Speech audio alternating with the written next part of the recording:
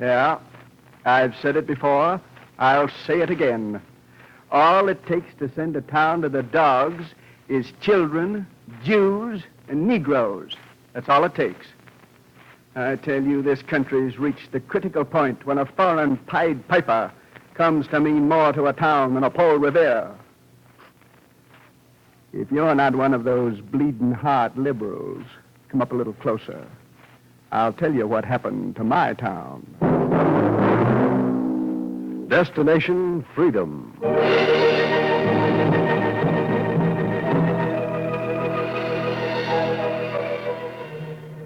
Station WMAQ presents Destination Freedom, dramatizations of the great democratic traditions of the Negro people, a part of the pageant of history, and of America's own Destination Freedom.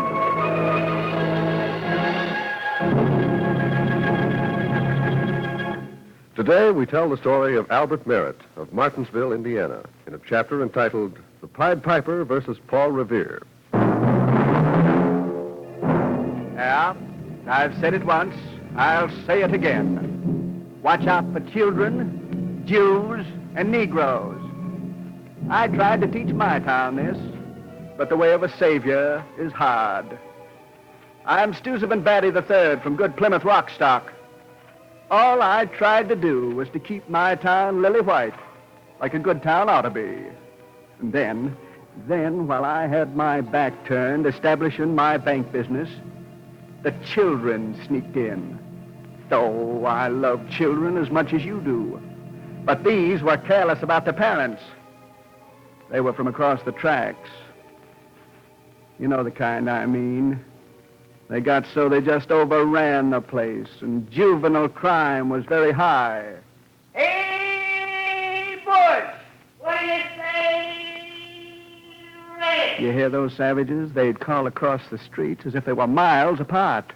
Come on over, all you gangs. For what, Red? Let's go swimming down in the creek. What you say, gang? The last one in is Papa's an egg. It's caught. I'd long suspected that this was their true origin. Get on your mark. Okay. Get set. Go! Look out for Mr. Batty. Look out there, mister. Oh, confound you devils. Keep off my foot. Mr. Batty's got big feet. Mr. Batty's got big feet. They were like a plague of rats. They'd swarm over the streets, mobs of them, dirty, skinny little gutter snipes, fighting and yelling and tearing down the town. The jails couldn't hold them. They'd overrun the place like the rats that overran Hamelin. And I stood there, wishing I knew what tune the Pied Piper played when he took those brats out of Hamelin. I was thinking I'd lead 'em all to the river. Then I heard him coming.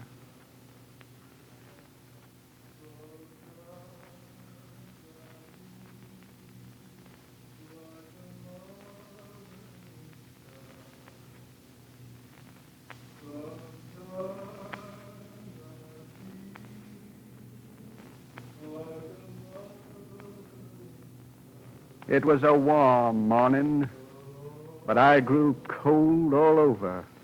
When it rains on a town, it pours. The plague of brats wasn't bad enough. Now came the foreign elements. Now, I'm not a man who restricts a man because of his race, but Jews, Mexicans, Italians, Catholics, Slavs, and Asiatics, I can't stand. Naturally, my town had kept Negroes out. It's nature's law. My town, be it ever so humble, was still white. And it was up to me to keep it that way. I was right, as usual. Yeah, he was a Negro. I braced myself to handle him. He was old and tall and thin and had gray in his hair. But that innocent air didn't fool me. I could see he was going to say something. He was the weather-talking type. Mighty nice morning, isn't it, mister? I said, mighty nice morning, isn't it? It was. Well, now, it still is as far as I can see. Leastways, the youngsters seem to think so. Youngsters. I mean, the children are passed down the road. Children? You mean hoodlums and housebreakers? Well, now, I wouldn't call them that. All they need is They somebody need somebody who knows how to get tough with them. That's what they need. You're mighty burned up about 'em, mister. If you want my opinion... Yeah? Just who's asking for your opinion? I see. If you saw anything, you'd see that you're in the wrong town. Oh? What's wrong with it? It's restricted. I suppose you knew that. Well, no. As a matter of fact, it's the first time I've been this far north. Yeah? Where you from? Kentucky's my home. Lexington. This is Indiana. Martinsville. Highway 66 will take you out of it. Yeah, that's a mighty handy thing to know for anybody who's leaving. I'm staying. You're what? I'm just looking around for a job. Right nice looking little old town you got here. Wonder what the job situation's like. Couldn't fool me with that job stuff. He stood squinting in the sun, sizing up the town. Intuition told me to be careful. He was the type that pretended to be humble, but no doubt had a weapon in his pocket. I looked around for Sheriff Landry. Naturally, he was nowhere to be found. But I'd have gotten rid of this colored man myself if it hadn't been for that nosy woman. In a little town, you know, there's always people who never mind their own business. Take Widow Kingsley. She was passing by the bank as we stood there. She heard one word. Job? Is somebody looking for a job? Now, Mrs. Kingsley... I thought I heard someone say job. Well, I did, ma'am. Well, I want a man who wants a job. Now, if you don't mind long hours and being at the sanitarium... Mrs. Kingsley. Oh, thanks for recommending him to me, Mr. Batte. Now, Mr... what's your name? Merritt. Albert Merritt. Well, now, if you'll just come with me, Mr. Merritt... Mrs. Kingsley, must I tell you that you can't hire a Negro in this town? And just why not? Well, it's against the town's best opinion. It's been policy, I tell you, since Since when, Mr. Batte, do you run my business? Mrs. Kingsley... Tell me how to pick my stocks and bonds, but don't tell me how to pick my workers. I thank you, Mr. Batte. Will you take the job, Mr. Merritt? Well, seeing as how there's divided opinion... Yes? I'll take it. Oh, I knew you were the sanitarium type. Now, at first you'll be general caretaker, watchman, porter, gardener, and now and then Mrs. you'll be asked to Kingsley. help the janitor. I always said a good Well, hard-working you see man how he is got what into town. sanitarium needs. I've said before, and I'll say again. Give 'em a yard, and they'll take a mile. But I didn't neglect my duty. I got a hold of the phone and put in a call to Sheriff Landry. I had to find a legal way of getting rid of him before... Hello? Oh, hello. Sheriff Landry? Yeah? Stuzevant Batte III speaking. Oh, Mr. Batte, I'm sorry. Never mind, Landry.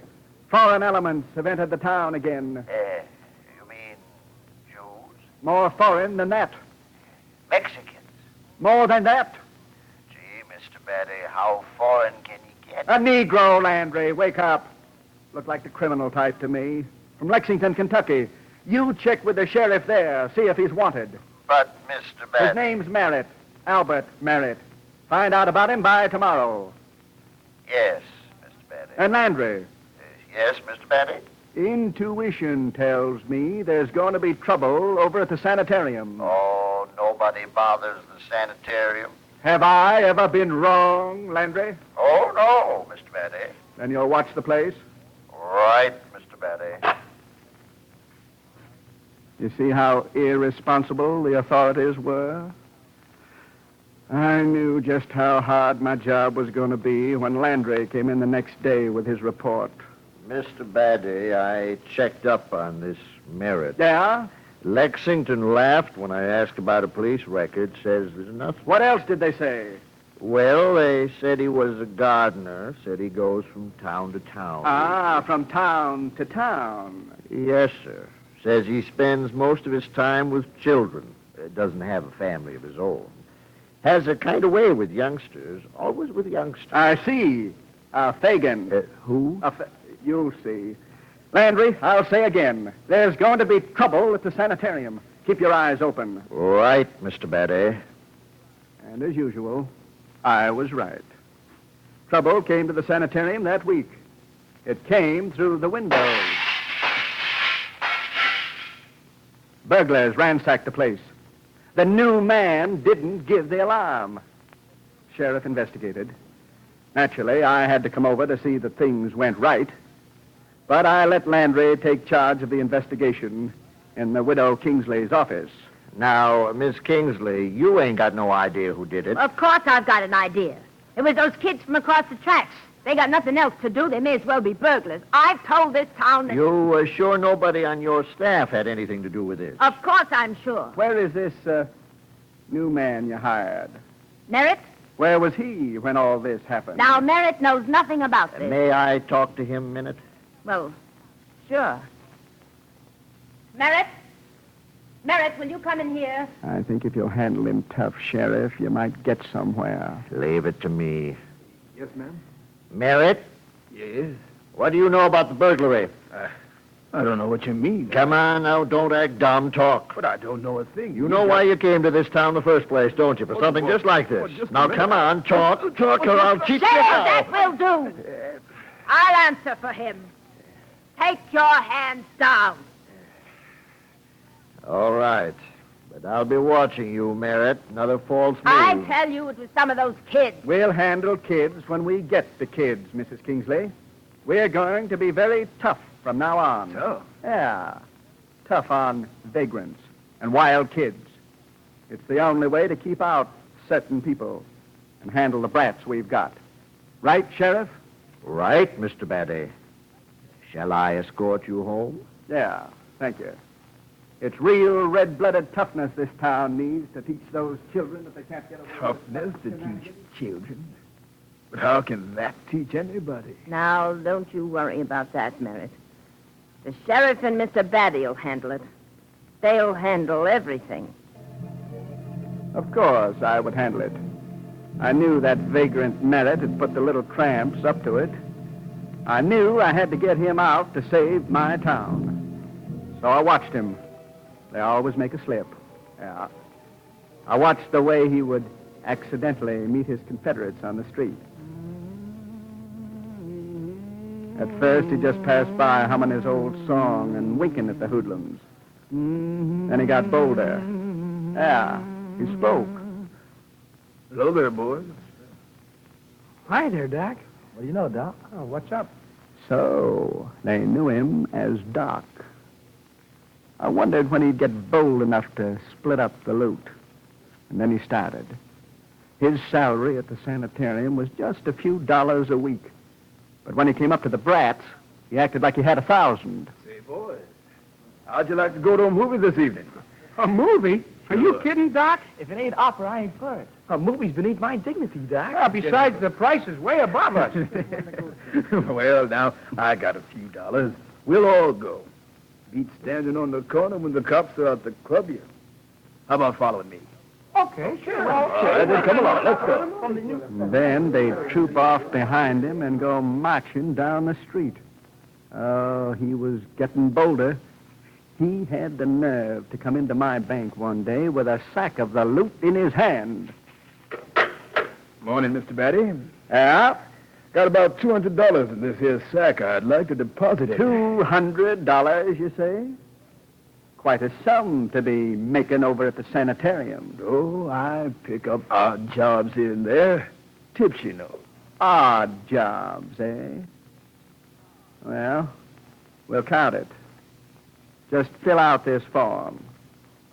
I've got it all filled out. I now. watched him fill it out, and I gave him his bank book. Then he walked out to where his Confederates were loafing about the corner. Say, fellas, got an idea. How's about coming down to the gully this evening? I'd like to have a little man-to-man talk with you. What about, Doc? Well, it's about a little plan I've been cooking up. We might do a little fishing while we're at it, too. Huh? How about it? Sure. I ain't got Whatever he said to them always worked like a charm. We tried to head him off. We got tougher on the kids. But every weekend it was the same sight. A mob of ragamuffins trooping behind the old man, heading for the outskirts of town, plotting, planning. I kept telling that bonehead Landry. But, Mr. Batte, what can we do? Ain't no evidence on him as yet. Get the evidence. Get tougher on these hoodlums, and they'll tell you who's been guiding them. Well, I don't know. Am I right or wrong, Sheriff? Right, Mr. Batte. Of course I was right. I knew what he was planning to do with his disciples. The way they'd march behind him, I knew something big was being planned. Others began to notice it, too. Yeah. Even Widow Kingsley came to her senses one day. Mr. Batte, I just had to come to you. Yeah? It's about that new man. Uh-huh. It's just the way the kids come around the sanitarium now, sort of waiting for him to get off from work. Have they... No, they haven't bothered anything, but it's some of the boys with police records, and I've been wondering... Yeah, you've been wondering what would an old Negro have in common with a mob of white children, unless it was... Well, I wouldn't put it that way. Widow, you're not the only one who's putting it that way. You may as well admit it. But if I thought... That's what we all think. Yeah. Now just be calm.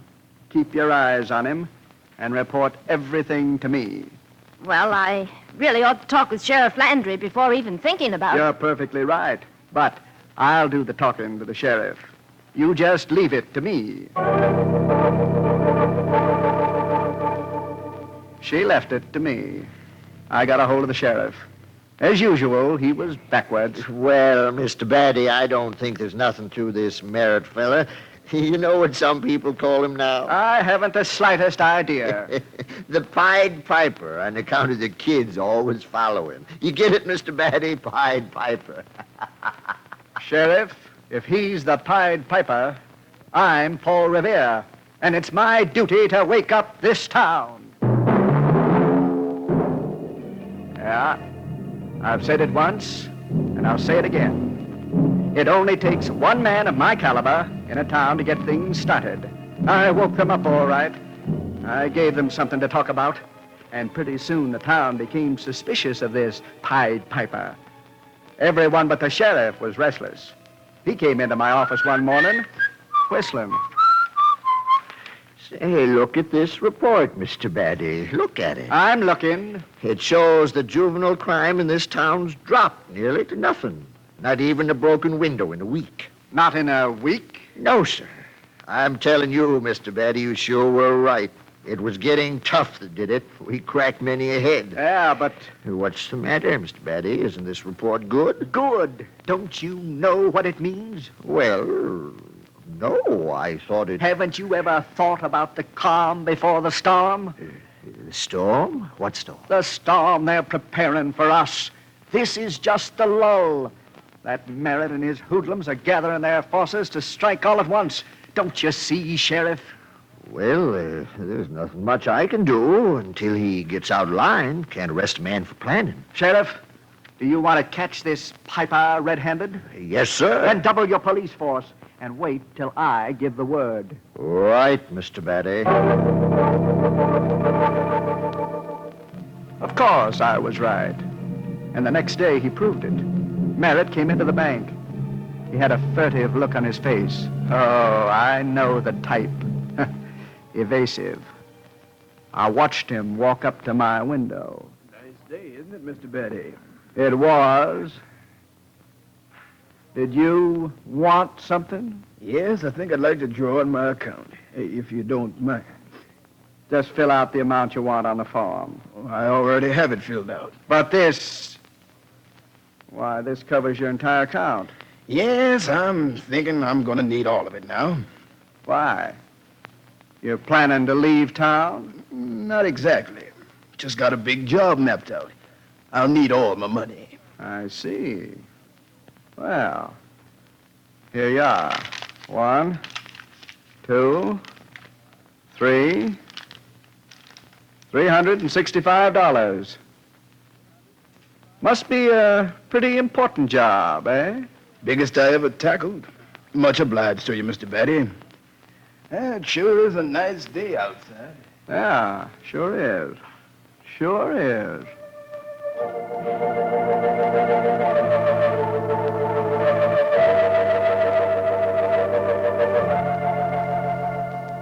His biggest job. Now I knew he was ready to strike. Then he did exactly what I expected him to do. Yeah, he even bought himself a getaway car. I heard him coming down the street. His Confederates saw him first. Hey, you guys, look. We're coming down the street. What in the world is that? Hey, it's Doc. He's got himself a Cadillac. Ain't no Cadillac, it's a Packard. Oh, that ain't no Packard. It's a Dodge. It ain't not a Dodge, it's a Ford. Oh, Ford. Oh, what's the difference? It's Doc, ain't it? Hey, Doc, where'd you get that thing?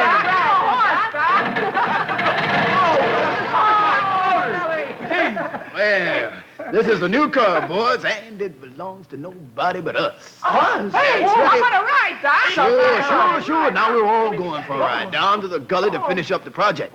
Come on, jump in. Okay, let's go. Now, watch it there. Not so heavy there. Easy on that door, boy. Don't honk so much. The road's clear. Now, that's enough. The rest of you'll have to walk. Now, that'll be enough. All right, now.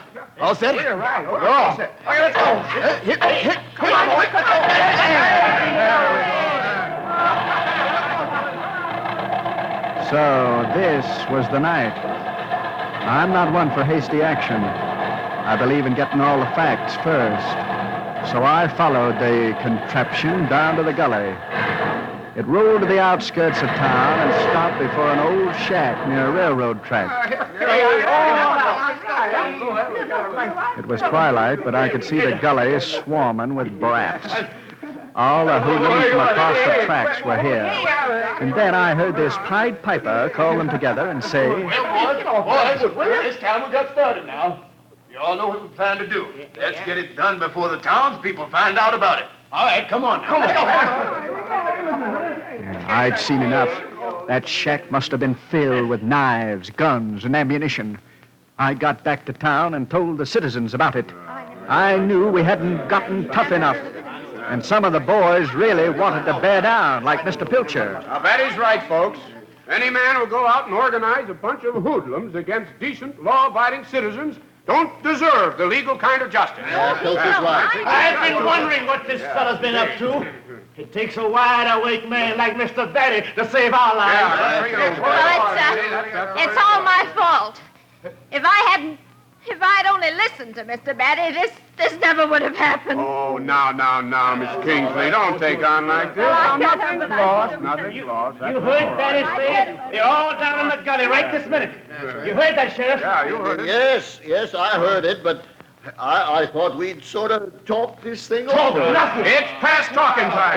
It's time to act, I say. Now, I propose that we run this Pied Piper out of town once and for all. Then what are we waiting for? Sheriff, Yes, Mr. Batte. you got your men ready? Yeah, they're all ready, Mr. Batte. But, Yes, speak up, man. well, a crowd like this shouldn't be going down to pick up one man. And just why not? Well, they might get out of control. Might take the law into their own hands. Suppose we leave that up to them, eh, Sheriff? No, but this crowd's in a mood for liquor. I said we'll leave that up to them. Am I right, Sheriff? Right, Mr. Batte. Of course I was right. He'd thank me when he came to his senses. In fact, the town would probably have a special day set aside for Stuzevant Batte III, the way they used to have for Stuzevant II and the First. Mr. Batte, you going to lead the way? Of course. Just follow me. I led the way down to the gully. The citizens followed some distance behind, and the sheriff was at my side. I found it the way I'd left it. They were all inside. We told the townspeople to stand back while the sheriff and I crept up to the door. This the right door? Yeah. Now don't let a one escape. Push. Yes.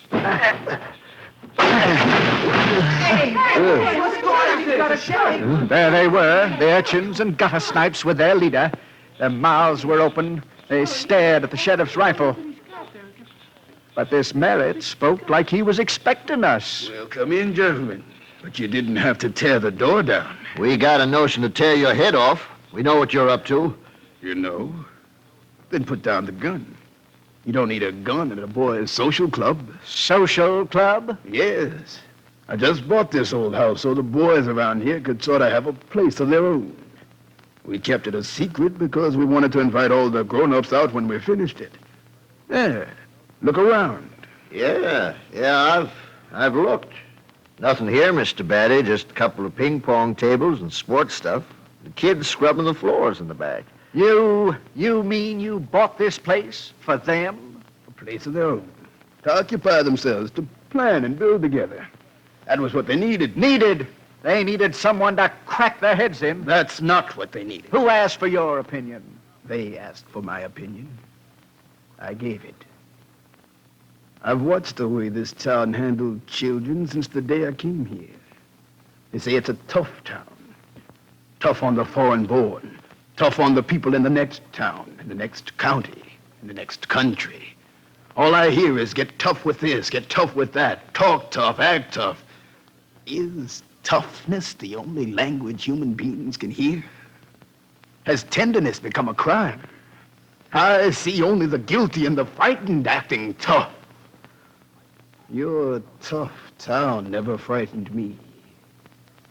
The police call me the Pied Piper. Well, if so, I'm the piper who blows the tender notes. And the children hear me and follow me. If the town will be tender with the children, they'll be tender with the town. Tell the townspeople to come in and meet the children.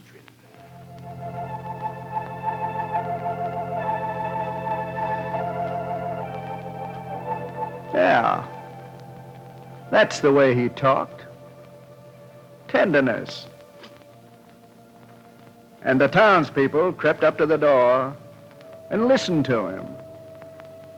Then they all started agreeing with him. Yeah, I've said it once, and I'll say it again. There's none so blind as those who won't see. Right then, they voted this Merritt the first citizen of Martinsville. Well, I left them with their voting. And his club grows bigger and bigger. Every evening I see him coming down the street humming his song with a band of gutter snipes and ragamuffins following after him. Like a motherless child.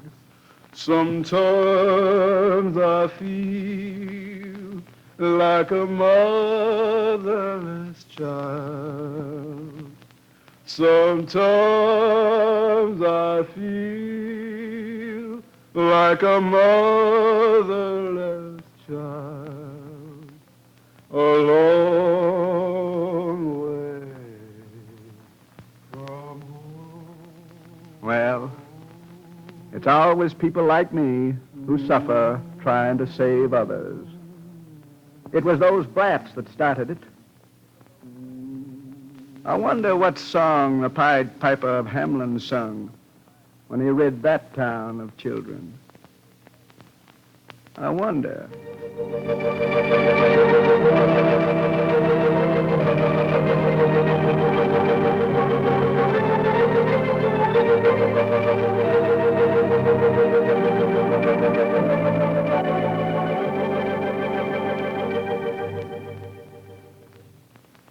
You have just heard Destination Freedom's dramatization of the story of Albert Merritt in a chapter entitled The Pied Piper versus Paul Revere. Destination Freedom is written by Richard Durham and produced under the direction of Homer Heck.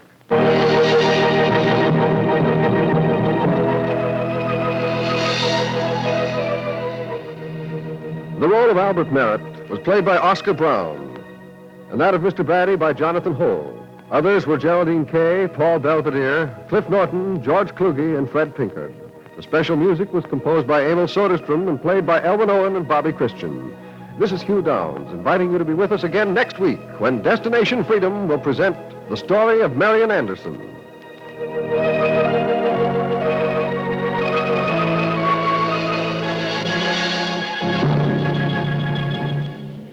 This is NBC, the National Broadcasting Company.